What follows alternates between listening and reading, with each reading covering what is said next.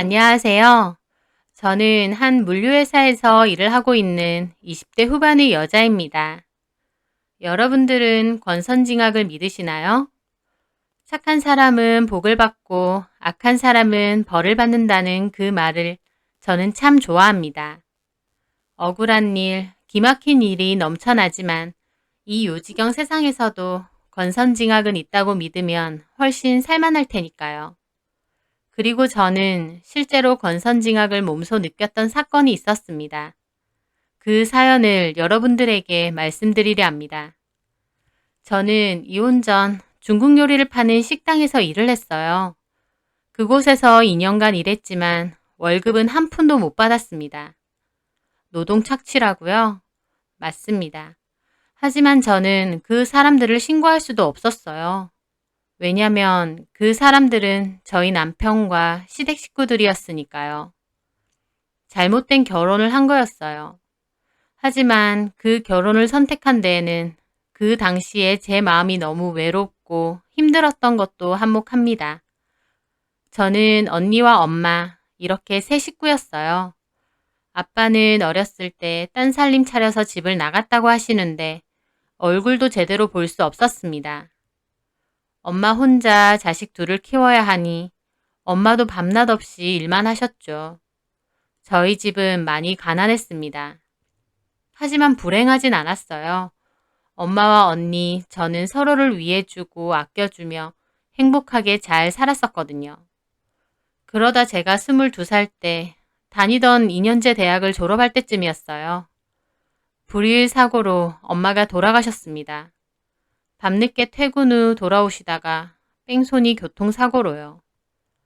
엄마가 허망하게 돌아가시자 저나 언니나 삶의 끈이 사라진 것 같았습니다. 죽고 싶을 만큼 힘들었어요.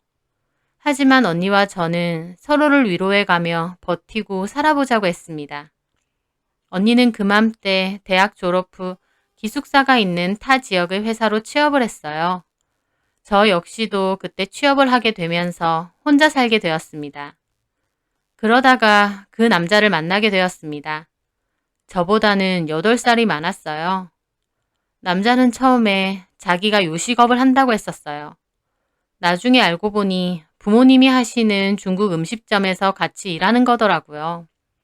제가 그때 엄마 돌아가시고 언니까지 멀리 떨어져 살다 보니 마음이 너무 헛헛하고 외로웠어요. 그런데 그 남자가 저의 외로운 마음을 많이 위로해 줬습니다.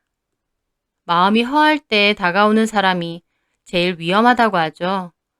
하지만 그땐 그런 건 모르고 그저 위로가 많이 되니 힘이 된다고 고마운 사람이라고 생각했어요. 그래서 그 남자와 연애를 시작했죠. 그러다가 만난 지 6개월도 안 돼서 혼전 임신을 하게 되었습니다. 생각지도 못한 일이라 너무 당황스러웠는데 남자는 결혼을 하자고 하더라고요. 엄마가 그렇게 돌아가시고 저도 빨리 내 가족을 만들고 싶다는 생각이 있던 터라 결혼을 하고 싶었어요. 그런데 이 소식을 들은 저희 언니는 반대하더라고요. 미래야, 그건 아닌 것 같아. 네가 지금 나이가 몇인데 너보다 나이도 8살이나 많은 남자랑 그렇게 결혼을 한다고? 게다가 저번에 네가 소개해줘서 잠시 만나봤을 때 보니까 별로 좋은 사람 아닌 것 같아. 아니야. 자상하고 배려심도 깊어. 언니랑 만났을 땐 오빠가 너무 긴장해서 그랬던 거야. 그렇게 오빠 오래 보지도 않았잖아. 아니야. 짧게 봐도 아닌 사람은 아닌 거야. 너 결혼이 얼마나 중요한 일인데 이렇게 섣불리 결정하지 말자. 지금이야 한창 좋을 때니까 다 좋아 보이겠지만 내가 보기에 그 남자 아니야. 언니는 결혼을 반대했지만 그때 저는 언니의 반대가 섭섭했어요. 내가 보기에 너무 괜찮은 사람 같은데 언니가 오빠에 대해서 잘 모른다고 생각했죠. 그렇게 언니와 옥신각신 하다가 결국 저는 결혼할 거라고 밀어붙였습니다. 뱃속의 아이도 점차 커지고 저도 완강하게 나오니 언니도 이왕 이렇게 된 거 잘 살라고 했고요. 결혼 전 남친네 부모님을 만나게 되었는데요. 인상도 좋으시고 저에게도 잘해주시더라고요. 엄마까지 돌아가시고 얼마나 힘들었을 거야. 네, 안쓰럽네. 이제 나를 엄마라고 생각하고 살아. 나도 너를 딸처럼 생각하고 살 테니까. 알았지? 고맙습니다, 어머님. 시부모님도 다 좋으신 분 같았어요. 엄마 돌아가시고 외롭던 저에게 소중한 가족이 생겨난 기분이었죠. 하지만요, 결혼하고 나서 얼마 지나지 않아 바로 본색을 드러냈습니다. 신혼 초였어요. 남편은 저더러 집에만 있지 말고 식당 나와서 일을 좀 하라고 하더라고요. 임신 중인 저한테요. 제가 좀 힘들지 않겠냐 하니 남편은 너무 그렇게 집에만 있어도 안 좋아. 차라리 나와서 가볍게 일도 하고 몸도 쓰는 게 더 좋대. 그러니까 다음 주부터 출근해. 엄마 아빠도 그러래. 어머님 아버님이?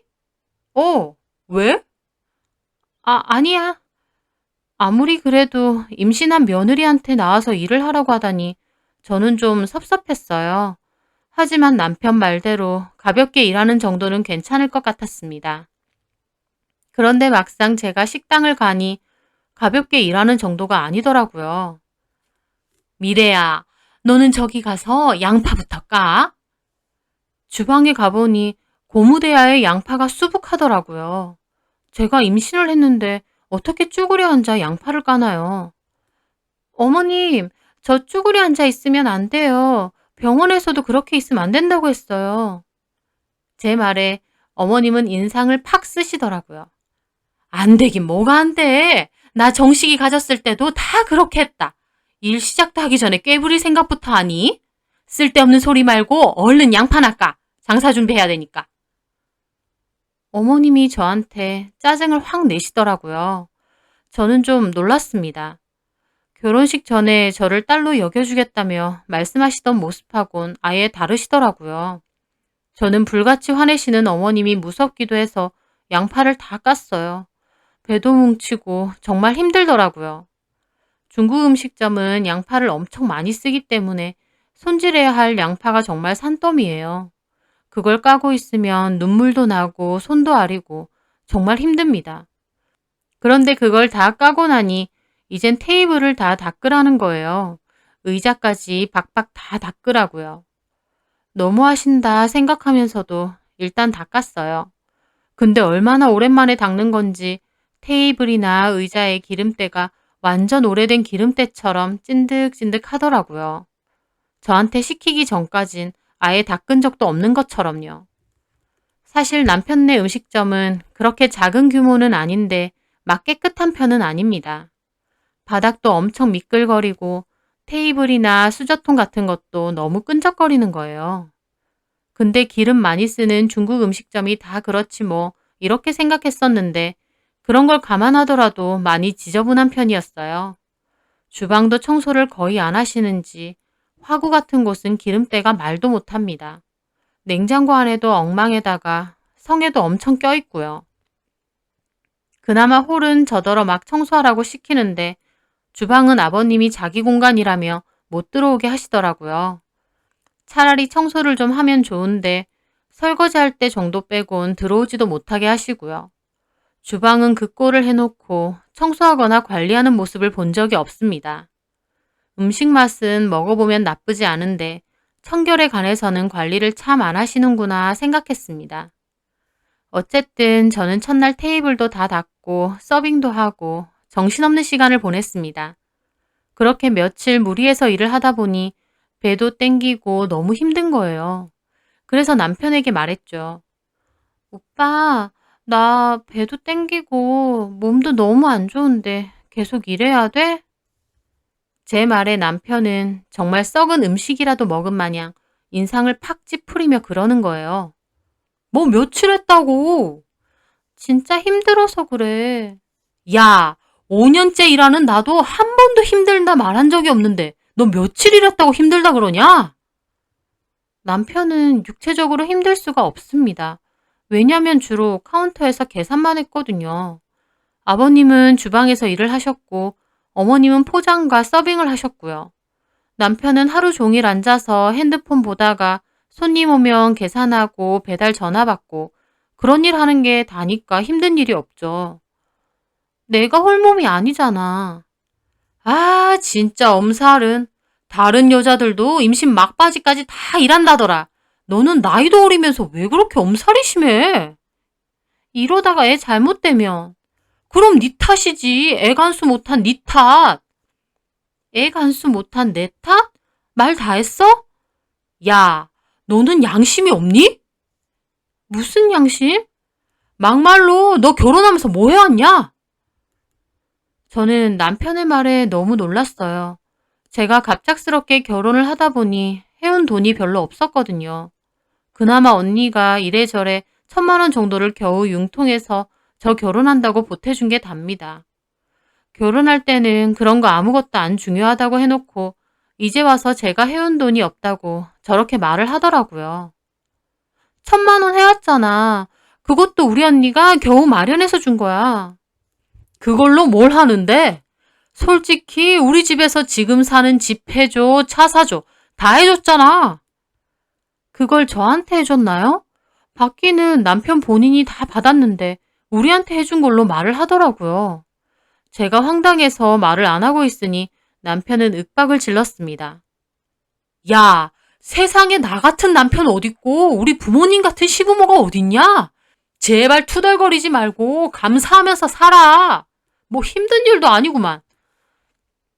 남편의 말에 저는 방에서 혼자 엄청 울었습니다. 결혼 전과는 너무 다른 모습이었어요. 진짜 괜히 결혼한 건가? 뱃속 아이는 점점 크고 있는데 어떻게 해야 하나? 오만 가지 생각이 다 들었습니다. 그렇게 저는 어거지로 계속 일을 했어요. 그러다가 결국 사단이 났습니다. 그날도 홀에서 바닥 기름때를 닦고 있었어요. 저한테는 바닥 닦으라고 시키고 시부모님과 남편은 앉아서 과일을 먹고 있더라고요. 저는 그날 아침부터 배가 너무 땡기고 식은땀이 날 정도로 몸이 안 좋았는데 제가 몸이 안 좋다고 말해도 할 건 하라고 하는 시부모님의 말 때문에 참으면서 힘들게 일을 하고 있었어요. 그런데 바닥으로 뚝뚝 피가 번지더라고요. 너무 놀랐습니다. 제가 벙쪄 있으니 어머님이 그걸 보고 놀라서 오더라고요. 이게 뭐야! 세상에! 저는 남편 차를 타고 급하게 병원으로 가게 되었습니다. 하지만 결국 저는 아이를 유산하고 말았어요. 의사는 저보고 임신했는데 육체적으로 무리를 많이 했냐고 하더라고요. 저는 아무 말 없이 눈물만 흘렸고요. 아이를 잃어서 너무 슬픈데 남편과 시부모님은 저더러 뭐라고 했습니다. 쟤는 미련한 거야, 멍청한 거야. 야, 유산이 될 정도로 몸이 안 좋으면 말을 해야 될 거 아니야. 어휴, 멀쩡한 손주만 잃었네. 아이고, 지 몸에 있는 애 하나 간수를 못해서 흘려보내? 잘한다, 아주.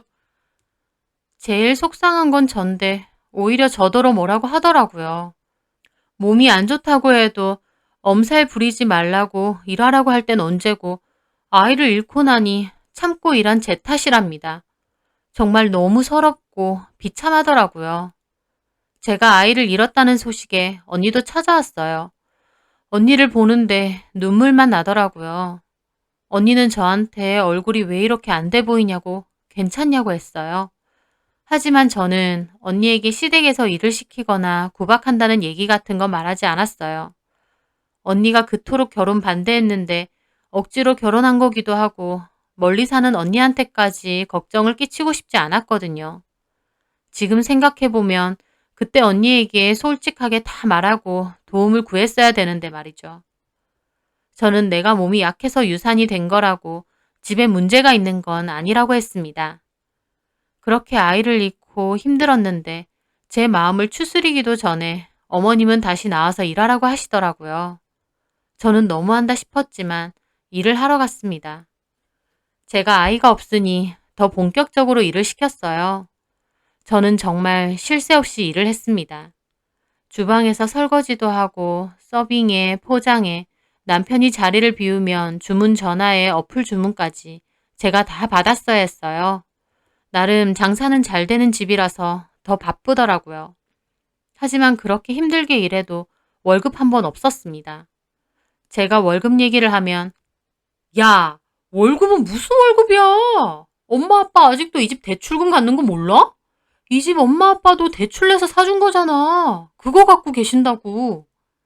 그래도 이랬는데 돈 한 푼 안 받으니까 나도 조금이라도 받고 하면 나을 것 같은데.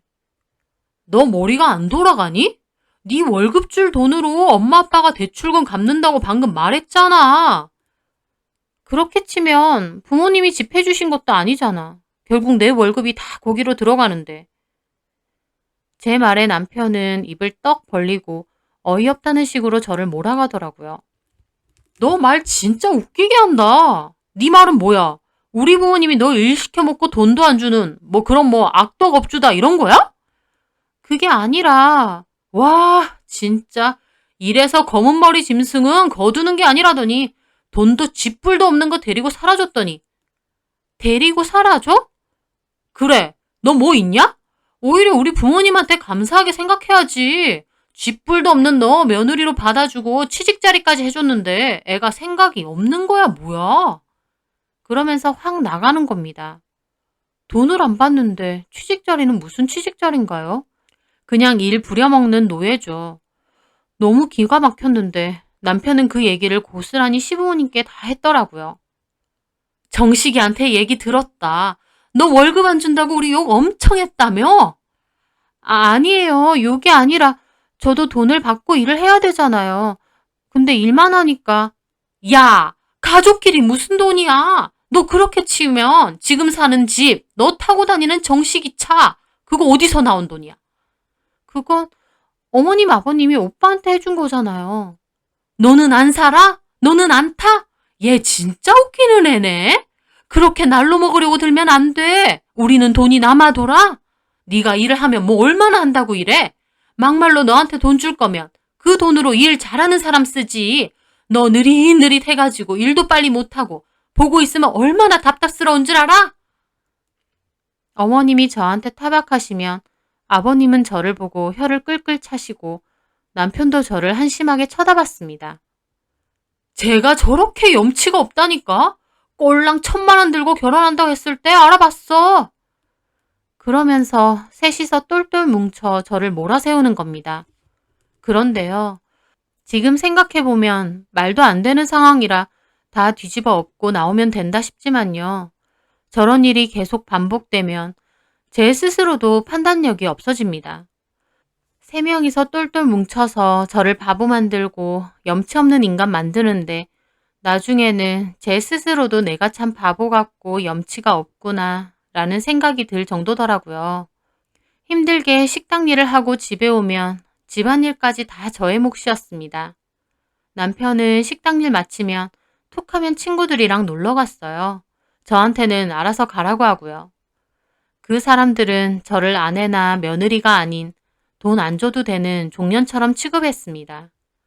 그리고 제 스스로도 나중에는 종년 같은 마인드로 변해서 그냥 이러고 살아야 되나 보다 생각하며 그냥 죽어라 일만 했고요.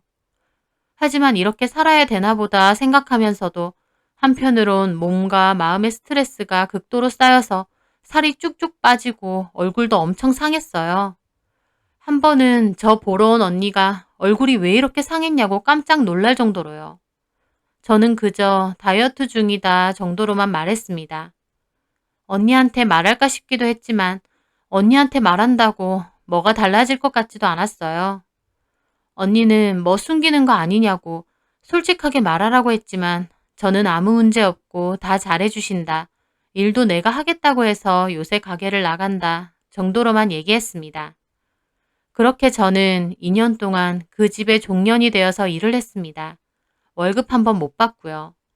하루 종일 쉬지도 못하고 일을 하는데 얼마나 고된지 몸이 안 아픈 곳이 없을 정도였어요.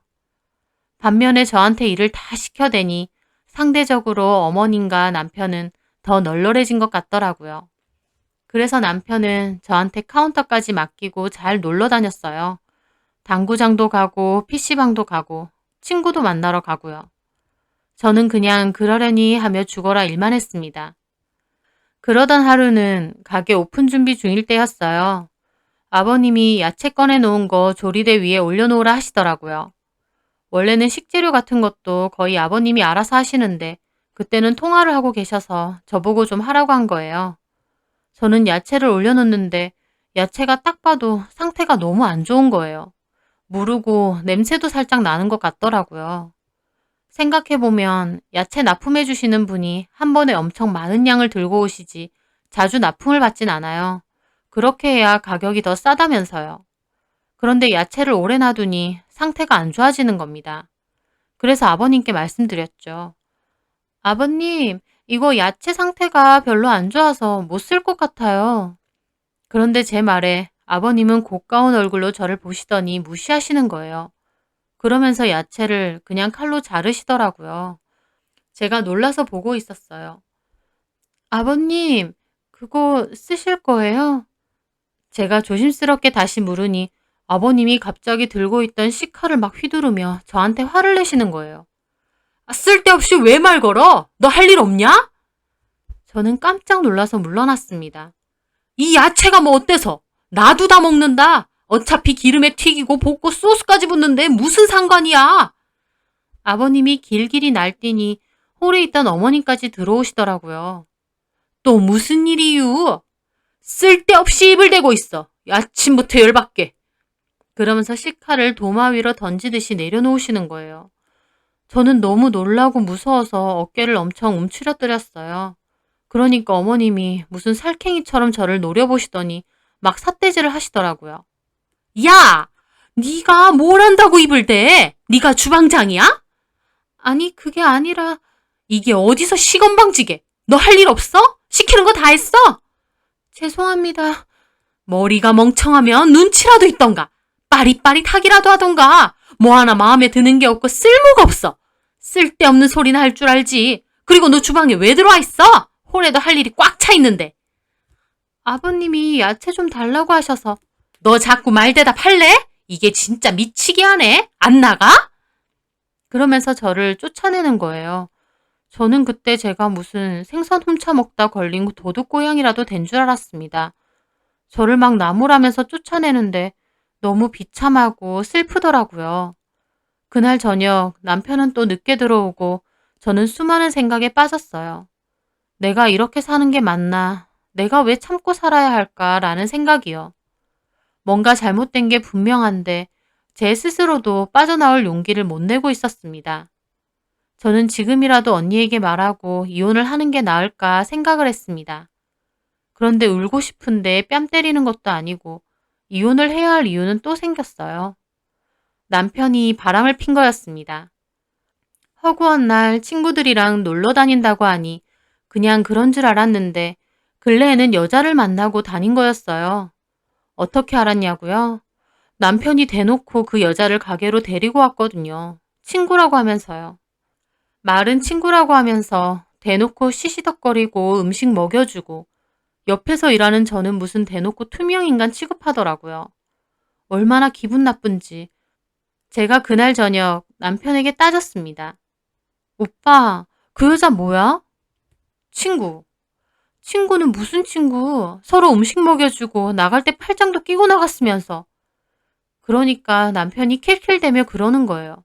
걔가 워낙 오픈마인드라서 그래. 그래서?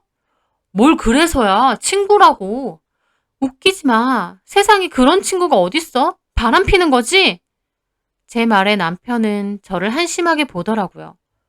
너는 진짜 좀 멍청한 것 같아. 네가 그러면 내가 바람 피는 거 맞습니다. 그럴 것 같아?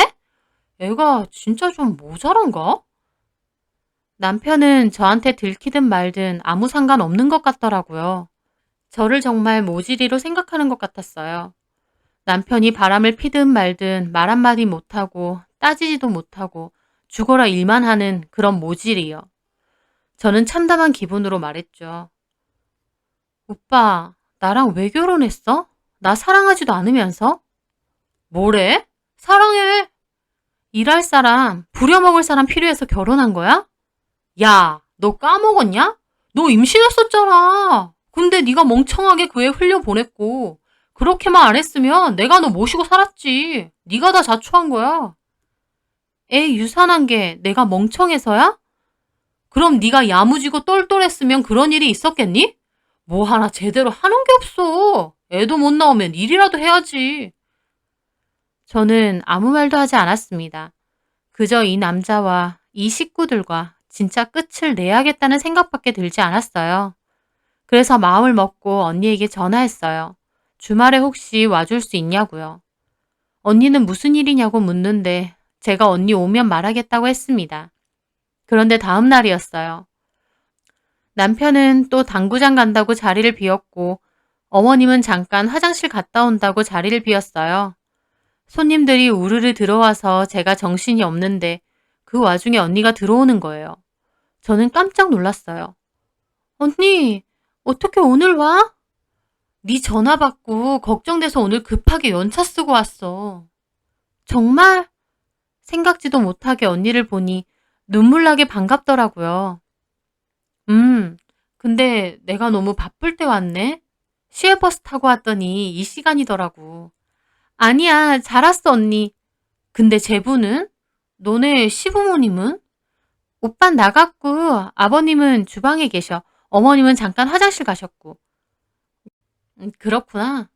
일단 저기 앉아 있어. 배고프지? 밥 먹고 우리 집 가 있어도 돼. 저녁에 일 마치고 언니한테 얘기 좀 하려고. 알겠어, 그럼. 언니는 구석쪽 자리에 앉았습니다. 그 후에도 사람들이 많이 와서 정신이 없더라고요. 막 주문을 받고 있는데 어머님이 인상을 막 쓰며 가게 안으로 다시 들어오시더라고요. 그런데 들어오자마자 바쁜 저를 확 잡아당기는 거예요. 제가 놀라서 쳐다봤습니다. 야! 네가 양파 상자 저기 입구에 놔뒀냐? 네? 어머님은 손님이 있던지 말던지 저한테 화를 내셨어요. 그런데 이게 처음은 아니고 그 전에도 손님이 있던지 말던지 어머님 본인이 화가 나면 저한테 마구잡이로 화내고 소리 지른 적이 몇 번 있습니다. 손님들이 막 수군거려도 개의치 않더라고요. 그거 아버님이 거기 두라고. 야! 내가 그거 걸려서 넘어질 뻔했잖아. 너는 대가리가 있니 없니? 사람을 일부러 걸려 넘어지라는 거야 뭐야? 아버님이 아까 자리 없다고 거기 잠깐 두라고. 이게 끝까지 핑계야? 어쨌든 네가 둔 거 맞잖아. 손님들이 다 쳐다보고 있으니 어머님은 얼굴을 싹 바꾸고 웃으면서 손님들에게 말하는 거예요. 소란스럽게 해서 죄송해요. 음식 곧 나옵니다. 그러더니 표정을 확 바꾸고는 제 팔을 확 잡아당겨서 입구 쪽으로 저를 끌고 가시는 거예요. 봐라! 이렇게 놔두면 안 걸려 넘어져? 죄송합니다. 어휴, 정말. 하나부터 열까지 멍청해가지고. 너 보면 진짜 속에서 천불이 나. 어디서 이런 멍청하고 덜 떨어진 게 며느리라고 들어와가지고. 어휴, 적당히 해. 손님들 계시는데. 아주 짜증난다니까요. 진짜 이걸 확 때려서 사람 만들 수도 없고. 아이, 시끄러. 나중에 얘기하라니까. 덜 떨어진 거 화내고 잡는다고 알아들어? 손님들 계시니까 일단 조용히 하고 나중에 얘기해. 그 순간이었습니다. 말 다 했어요? 앉아있던 저희 언니가 제 쪽으로 튀어나왔습니다. 어머님이 저한테 하는 걸 다 본 것 같더라고요. 언니는 얼마나 화가 났는지 온몸을 부들부들 떨더라고요. 어머님과 아버님도 갑자기 언니가 튀어나오니 놀라서 쳐다봤습니다. 아니 사돈처녀가 여길 왜... 듣자 하니까 뭐가 어째요? 덜 떨어져요? 때려서 사람 만들어요? 뭐 이런 미친 집구석이 다 있어. 언니도 막 고래고래 소리를 질렀습니다. 그러더니 저한테 그러는 거예요. 너 이러고 살았어? 왜 말 안 했어? 이 미친 인간들이 너 이런 취급하는데 왜 이러고 살았어? 언니가 울부짖으며 저한테 화를 내더라고요. 그 말에 저도 참고 참았던 눈물이 막 쏟아졌습니다. 당신들 미쳤어? 8살이나 어린 애 임신시켜서 결혼한다 어쩐다 해놓고 이렇게 종부리든 부려먹으려고 결혼시킨 거야? 니들이 뭔데 내 귀한 동생은 이런 취급하고 이 지랄들인 건데. 언니가 악을 써대자 어머님도 벙쪄하더니 곧바로 반격을 하시더라고요. 이봐요 사돈처녀. 지금 남의 영업장 와서 어디서 행패야? 행패? 그쪽이 내 동생한테 한 짓은 뭔데? 세상에 어떻게 이럴 수가 있어? 언니는 분에 못 이겨서 고래고래 소리를 질렀어요. 그러더니 제 팔을 잡더라고요. 가자. 이런 미친 집구석에 한시라도 잊지 말고 가자. 저도 울면서 알겠다고 했죠. 그렇게 언니를 따라 나가려는데 어머님은 언니와 제 뒤통수에 대고 그러는 거예요. 뭐 저런 미친 것들이 다 있어? 재수없게. 언니는 그 말에 눈이 돌았어요. 미친 게 누군데? 재수없는 게 누군데? 나배지 귀한 동생 데리고 가서 이런 취급하면서 일 시키는 당신네들이 진짜 미친 거지. 허!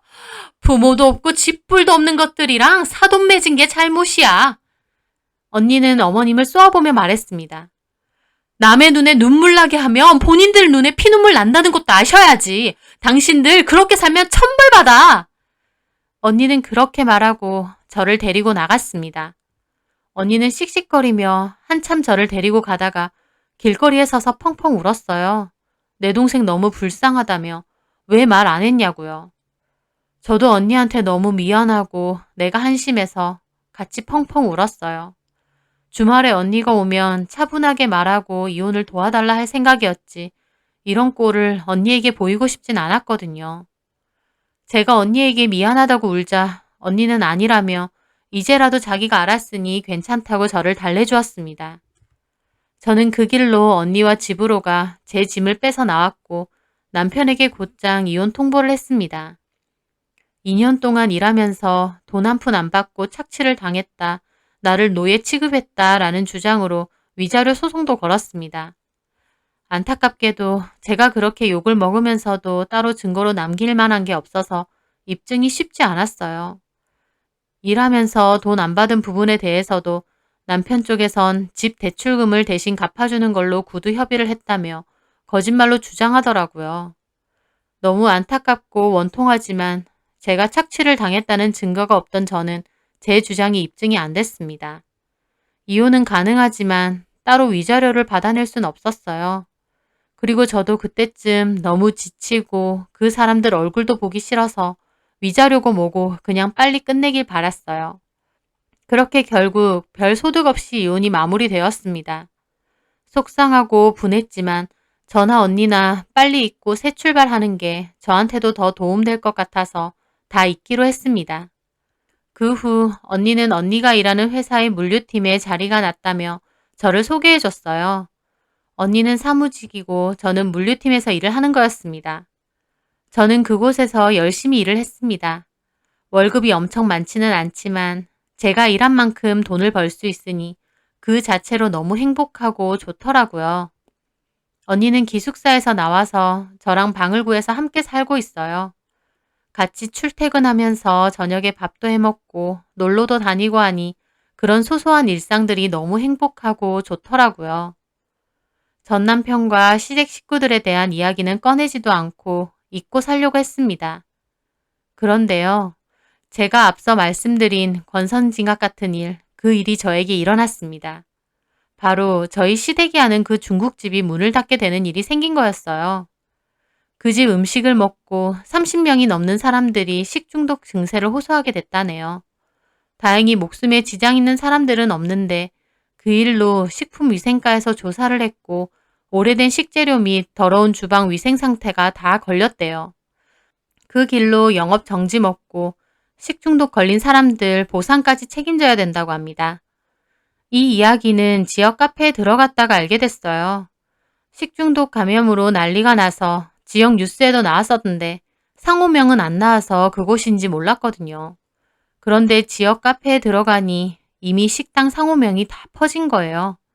제가 예전에 일할 때 아버님이 지역 카페 같은데 가게 홍보 좀 하라고 해서 가입해놨었거든요.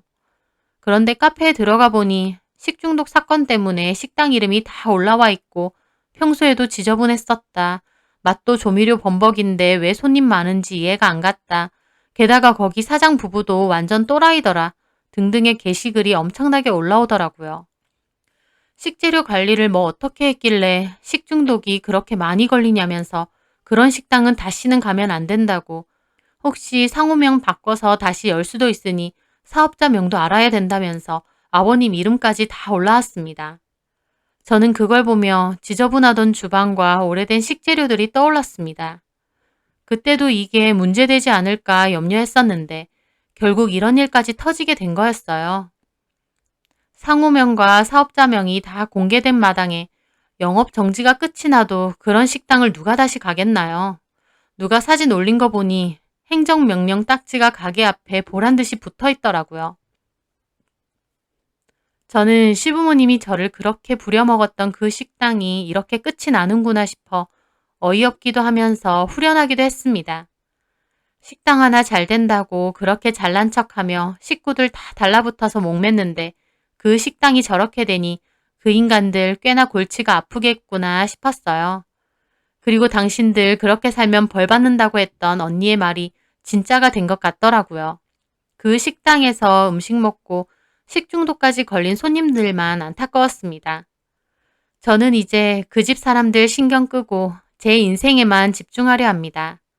저한테 너무 큰 상처를 남기긴 했지만 그 상처에 매여 살기보다 제 인생에 집중하면서 사는 게 더 중요할 것 같아요. 그 사람들은 나름의 인과응보를 받았으니 더 이상은 생각하지 않으렵니다. 제 인생만 생각하면서 앞으로 열심히 일하고 돈 벌면서 언니와 지금처럼 행복하게 살고 싶습니다. 제 사연 들어주셔서 감사합니다.